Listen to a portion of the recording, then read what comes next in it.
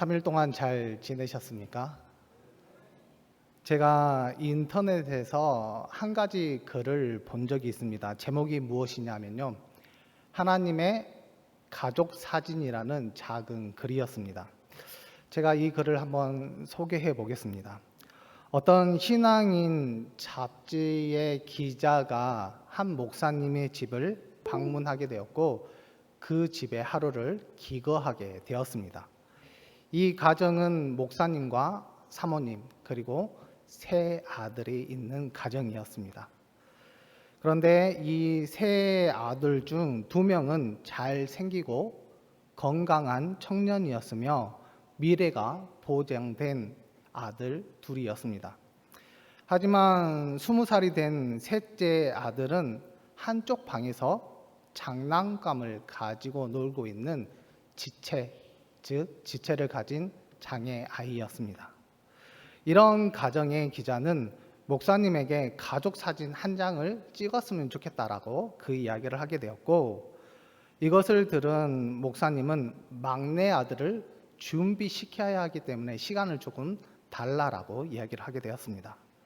그리고 한참 후가 지나요 장애 아들을 준비시킨 이 목사님이 제일 중앙에 그 장애를 가진 아들을 딱 세워놓고 그 옆에 부부가 앉은 다음 그리고 뒤에는 2 아들이 이렇게 서서 사진을 찍게 되었습니다. 그 사진을 찍은 기자가 갑자기 이런 생각이 떠오르게 되었습니다. 어떤 생각이냐? 이것이 바로 하나님의 가족 사진이 아닐까라는 생각을 해보게 되었다는 것입니다. 왜냐하면 하나님의 자녀가 아무리 추하고 부족하고 연약해도 아버지가 되시는 그 하나님의 사랑을 받을 수 있으며 하나님의 가족 사진에는 있는 모습 그대로 찍힌다는 사실을 깨닫게 되었기 때문이었습니다. 그리고 기자는 자신을 돌아보았습니다. 하나님의 가족 사진 안에 자신이 있긴 있는데 폼 잡고 있는 자신을 발견하게 되었고 눈물을 흘리게 되었다라는 그런 내용의 글이었습니다. 저와 여러분도 마찬가지입니다. 아무리 부족하고 연약할지라도 하나님의 가족 사진 안에 꼭 들어있는 자녀이며 아무리 추하고 초라해도 하나님 가족 사진에 꼭 찍히는 주의 백성들입니다. 우리가 이것을 기억한다면 우리가 부족하고 연약할지라도 끝까지 주님을 붙잡고 주님을 의지함으로 그 하나님의 가족 사진 안에 늘 찍힐 수 있는 우리 믿음의 자녀들이 되기를 간절히 소망합니다.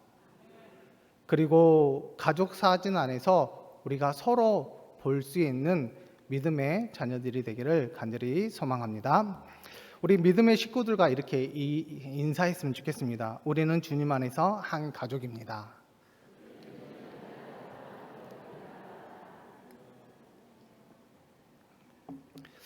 먼저 제가 말씀을 드리기 전에 한 가지 질문을 좀 해보겠습니다. 신앙인들이 무서워하는 것이 있다면 무엇이 가장 무서우십니까? 이 질문의 대답은 다양할 것입니다. 그 중에 한 3가지만 이야기해 보면 계획하는 일들이 잘 되지 않았을 때, 그리고 육신의 연약함이 찾아오게 되었을 때, 자신이나 자녀들 삶 가운데 어려움을 당하게 되었을 때, 아마 이런 대답들을 할 것 같습니다. 그러면 질문을 바꾸어서 이렇게 한번 질문해 보겠습니다. 신앙인들이 가장 무서워해야 할 것이 있다면 무엇이 있겠습니까? 성경에서는 우리에게 이렇게 대답합니다. 무엇이냐? 하나님의 심판이라고 이야기합니다. 주님이 다시 오시는 그날, 즉 마지막 때가 이르면 심판을 받게 되어 있습니다. 그런데 그 심판의 모습이 우리가 감당할 수 없을 정도로 전무후무한 일들이 일어납니다. 우리가 이 심판을 받지 않으려면 예수 그리스도를 나의 구주로 믿고 구원의 그 심판대에 하나님 앞에 나서게 되었을 때 우리는 심판을 면할 수 있습니다. 그런데 이 마지막 심판이 임하기 전에 항상 전조 현상들이 있습니다. 그 전조 현상들은 다양하게 나타나는데 그 중에 하나가 무엇이냐? 바로 하나님의 침묵입니다. 아모스 8장 11절의 말씀인데요. 우리 8장 11절의 말씀을 같이 읽겠습니다. 시작. 주 여호와의 말씀이니라. 보라, 날이 이를지라. 내가 기근을 땅에 보내리니 양식이 없어 주림이 아니며 물이 없어 가람이 아니요 여호와의 말씀을 듣지 못할 길갈이라. 아멘. 본문에서 날이 이를지라라고 말씀하고 있습니다. 그런데 이 날은 어떤 날이냐? 우리가 생각하는 그런 날이 아닙니다. 형벌이나 하나님의 저주가 있는 그런 날이 아니라 어떤 날이냐? 말씀을 보면 양식이 없어 주림이 아니며 물이 없어 가람이 아니요 여호와의 말씀을 듣지 못할 길갈이라 라고 이야기하고 있습니다. 즉 이 날의 기근은 이런 말씀입니다. 여호와의 말씀을 듣지 못할 길갈, 바로 하나님의 침묵, 그것을 의미하고 있습니다. 그렇다면 이 말씀을 북이스라엘 백성들이 듣게 되었을 때 어떤 반응을 보일까요? 아마 환호하지 않았을까라는 생각을 해보게 됩니다. 왜냐하면 하나님의 말씀대로 살기 싫어 하나님의 말씀에 늘 불순종했기 때문이었습니다. 그러나 하나님의 말씀의 중단, 즉 하나님의 말씀의 기근은 형벌 중에 가장 큰 형벌이며 저주 중에 가장 큰 저주입니다. 왜냐하면 사람이 떡으로 사는 것이 아니라 하나님의 입에서 나오는 모든 말씀으로 사는 자녀이기 때문입니다. 그리고 구약 말라기에서 신약 마태복음까지 사이를 400년이라는 시간 동안에 하나님께서 말씀도 하지 않으시고 임재도 하지 않으셨습니다. 우리는 그 시대를 신구약 중간기라고 이야기하고 있는데요. 이 시대는 암흑 시대이며 침묵의 시대이기도 합니다. 그 이유는 바로 그 400년이라는 시간 동안에 하나님께서 아무 말씀도 하지 않았기 때문입니다. 또한 시편에서도 시인이 간절히 간구하는 말씀이 있습니다. 시편 83편 1절의 말씀인데요. 1절의 말씀을 읽겠습니다. 시작.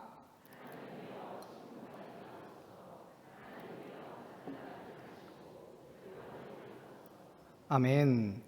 분명히 시편 저자는 이렇게 이야기하고 있습니다. 하나님이여 침묵하지 마소서, 잠잠하지 마시고 조용하지 마소서. 시편 저자는 하나님의 침묵을 두려워하고 있습니다.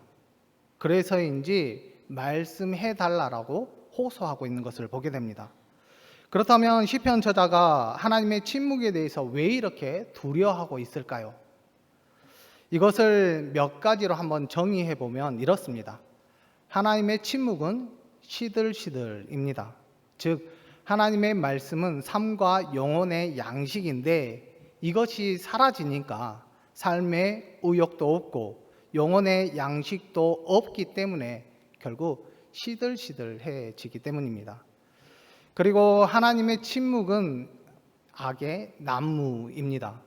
하나님의 말씀은 겸손이면서 사랑인데 겸손과 사랑이 사라지니까 이 세상은 각종 악으로 난무하기 때문입니다. 마지막으로 하나님의 침묵은 어두움입니다. 하나님의 말씀은 빛인데 이 빛이 사라지니까 어떠한 것도 기대할 수 없는 어두운 터널 속에서 살아갈 수밖에 없기 때문입니다. 이렇게 하나님의 침묵은 절대 있어서는 안 되는 일입니다.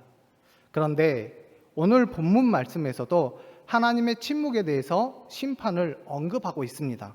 오늘 본문의 말씀 9절 앞부분의 말씀을 보면 이렇게 나와 있습니다. 너희는 놀라고 놀라라. 너희는 맹인이 되고 맹인이 되라. 너희에게 놀랄 만한 일들이 있을 것인데 그것은 바로 볼 것을 못 보게 하실 것이다 라는 무서운 심판의 말씀입니다. 이것을 영적으로 다시 한번 설명해 보면 이런 말씀입니다. 잠들게 하는 영을 주사 너희가 다시는 보지 못하게 하실 것이다. 너는 그런 말씀이기도 하지만 또한 어떤 말씀이냐? 선견자나 선지자들을 보지 못하게 하실 것이다 라는 그런 의미이기도 합니다. 그것뿐만 아니라 오늘 본문 말씀 11절에서도 또한 말씀하시는데요. 11절의 말씀을 읽겠습니다. 시작.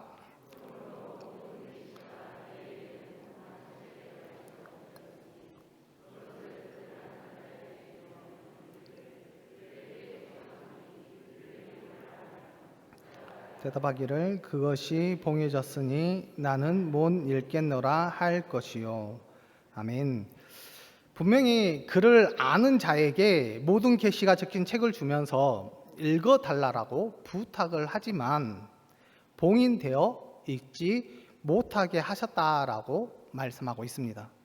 즉 본문에서 나온 하나님의 침묵의 심판은 어떤 의미를 가지고 있냐? 그들의 눈을 닫으시고 모든 계시를 봉인하셔서 읽지 못하게 하실 뿐만 아니라 처음부터 알지 못하게 하신다라는 것을 말씀하고 있습니다.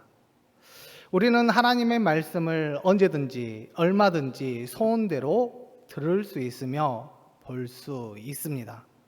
그러기에 하나님의 말씀, 성경을 소지하고 있다라는 그 자체만으로도 감사할 줄 아는 우리 믿음의 자녀들이 되기를 간절히 소망합니다.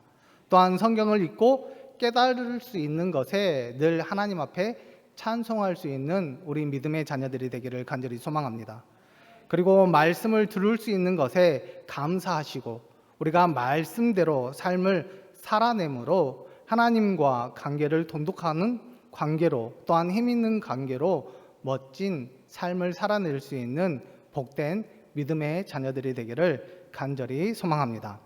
그렇다면 하나님께서 이렇게 침묵하신 이유가 과연 무엇에 있을까요? 그 13절에 우리에게 해답을 가르쳐 주시는데요. 13절의 말씀을 같이 읽겠습니다. 시작.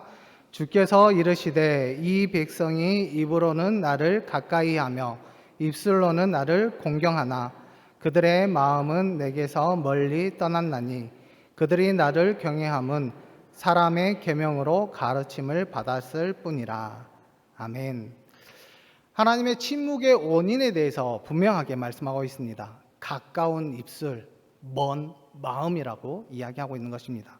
입으로는 하나님께 최고의 찬사를 보내고 있습니다.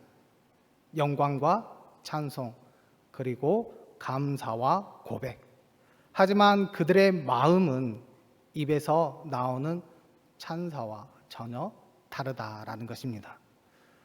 하나님에 대한 사랑도 하나님에 대한 뜻도 받으려고 하는 의지가 전혀 없으며 입술에는 고백이 있지만 마음에는 감격이 없고 입술에는 찬송이 있는데 마음에는 감사가 없다라는 것입니다.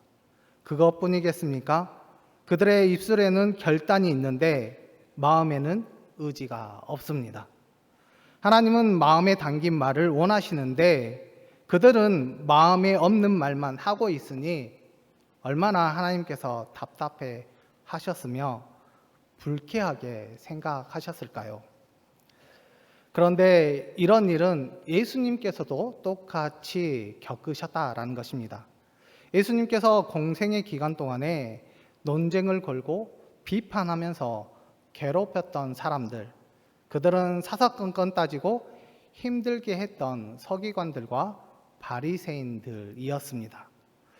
이들은 예수님의 제자들이 손을 씻지 않고 떡을 먹는 것을 보았을 때 예수님께 왜 제자들이 장로들의 전통을 지키지 않느냐고 묻게 된 것을 보게 됩니다.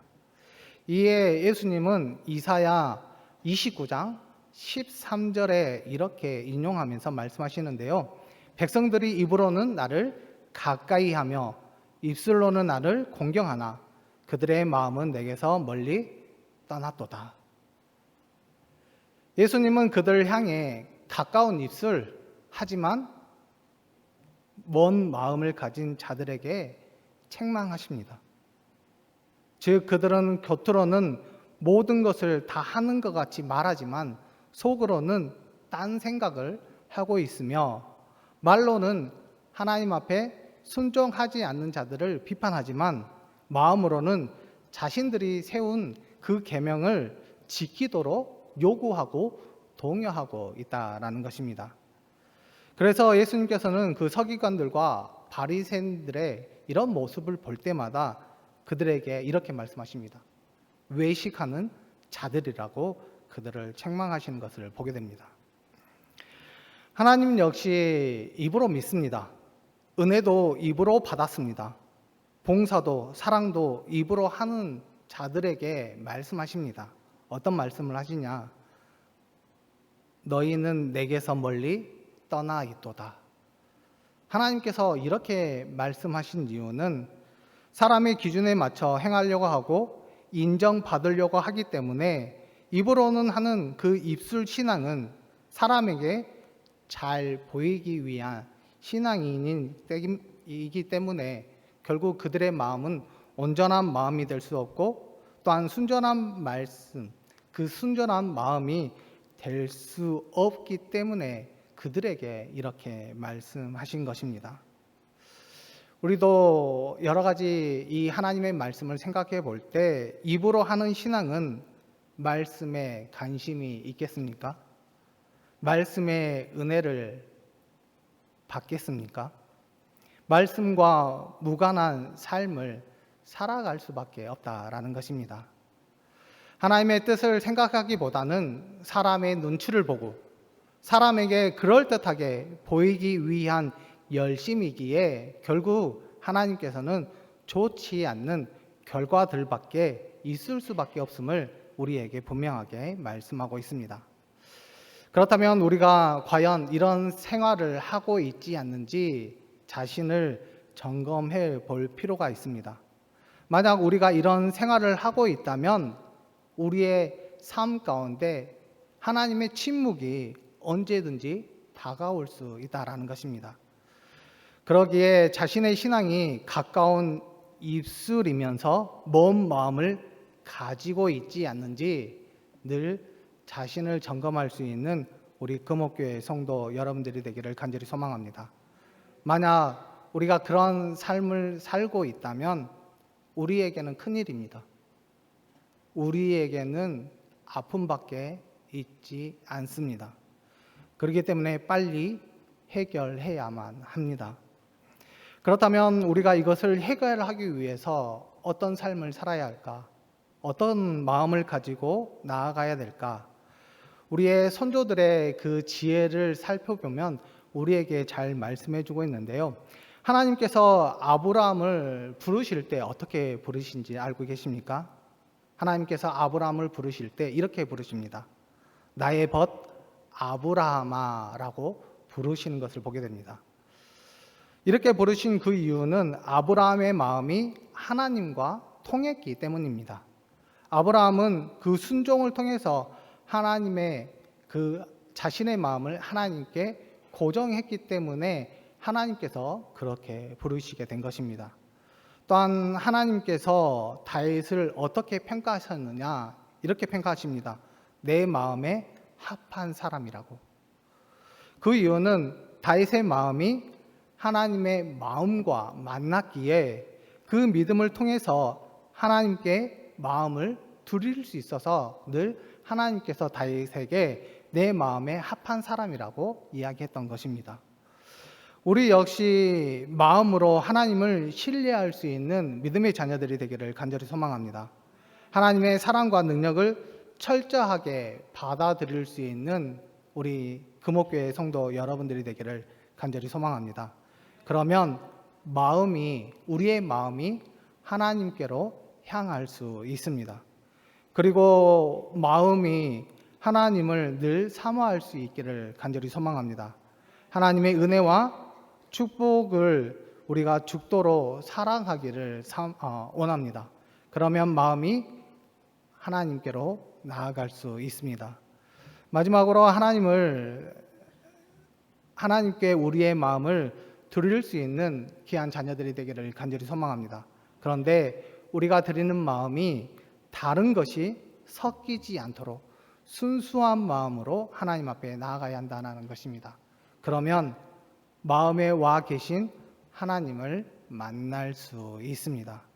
결국 우리가 하나님 앞에 가까이 하고 또한 하나님 앞에 우리가 다가설 수 있는 것은 우리의 마음이 하나님을 신뢰하고 또한 하나님을 사모하며 또한 우리가 드리는 마음이 순수한 마음을 가지고 하나님 앞에 나아가게 되었을 때 결국 하나님께서 우리의 마음 가운데 임재해 주시고 우리가 입술로만 하나님을 찬양하는 것이 아니라 우리의 마음도 하나님과 함께 할 수 있음을 분명하게 가르쳐 주고 있습니다. 분명히 오늘 말씀에 이스라엘 백성들은 가까운 입술과 먼 마음이었습니다. 하지만 우리의 삶과 우리의 신앙은 가까운 입술과 먼 마음이 아닌 가까운 마음과 가까운 입술로 바꾸어 하나님의 침묵의 삶을 살아가는 것이 아니라 하나님의 수다 속에서 살아갈 수 있는 우리 금옥교회 성도 여러분들이 되기를 간절히 소망합니다. 우리의 입술로만 하나님을 찬양하는 것이 아니라 우리의 마음까지도 하나님 앞에 함께 하게 되었을 때 결국 우리가 원하고 바라는 그 영원한 하나님의 나라에 들어가는 것뿐만 아니라 우리의 삶 가운데 풍성한 삶이 될 수 있도록 행복한 삶이 될 수 있도록 하나님께서 우리의 마음을 끝까지 지켜주시고 함께해 주실 줄 믿습니다. 그러기에 우리의 입술이 늘 하나님을 찬양하며 우리의 마음까지도 하나님을 높이는 데 최선을 다하고 하나님 앞에 영광을 돌림으로 칭찬받고 또한 행복한 삶을 살아낼 수 있는 우리 금옥교회 성도 여러분들이 되기를 간절히 소망합니다.